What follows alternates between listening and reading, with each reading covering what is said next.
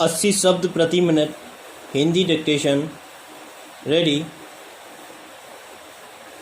लिखिए, अध्यक्ष जी, कोरोना संकट के इस दौर में कई सकारात्मक और अच्छी चीज़ें सामने आ रही हैं। एक तरफ जहां कुछ लोग मौके का फ़ायदा उठाकर सैनिटाइज़र, मास्क, खाने पीने की बुनियादी चीज़ों की अधिक कीमतें वसूल कर मुनाफाखोरी कर रहे हैं, वहीं आम जन इससे इतर समाज सेवा को परम धर्म मान रहा है। ऐसे लोगों की इच्छा यही है कि वह ज़्यादा से ज़्यादा समाज की सेवा कर सकें।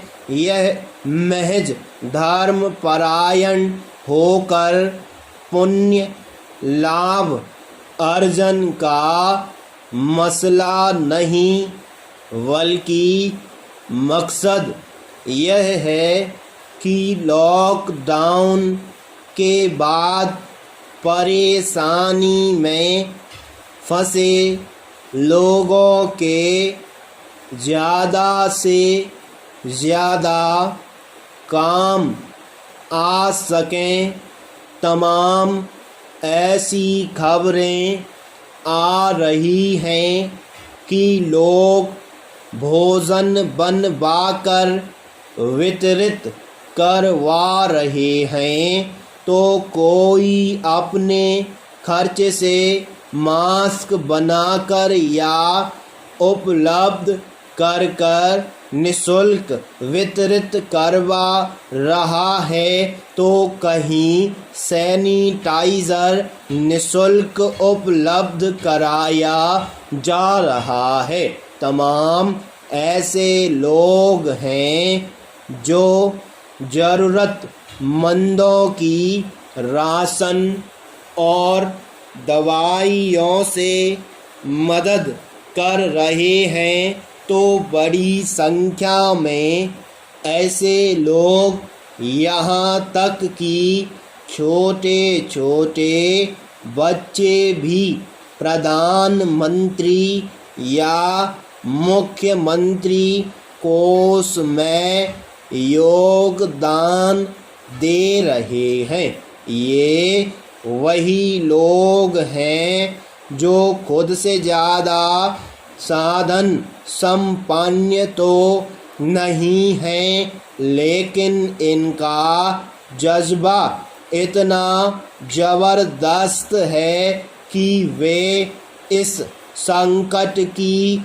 घड़ी में देश पर अपना सब कुछ न्योछावर करने के लिए तैयार हैं। यह पहला अवसर नहीं है जब लोग इस तरह से मदद के लिए सामने आ रहे हैं। जब भी देश पर संकट आया है, यही आम जनता उस संकट से लड़ने में बहुत बड़ी मददगार बनी है।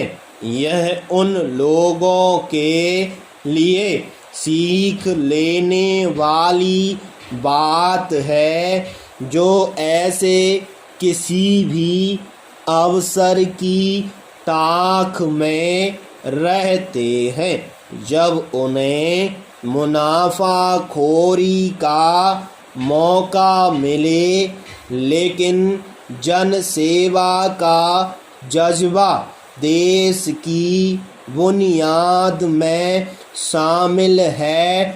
आम लोगों के दिलों में देश प्रेम का यह अगाध खजाना कभी रिक्त नहीं हो सकता।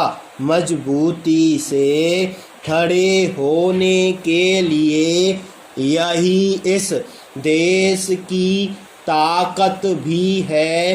यही कारण है कि तमाम विकसित देश आज जहां कोरोना संक्रमण की मार से धूल धूसरित पड़े हुए हैं, वहीं भारत पूरी मजबूती से इस महामारी का मुकाबला कर रहा है और विजयी होकर तेजी से आगे भी बढ़ रहा है। श्रीमान, यदि आप सरकार की इन बातों पर गौर से नज़र डालें तो आपको यह जनहित में लागू होने वाली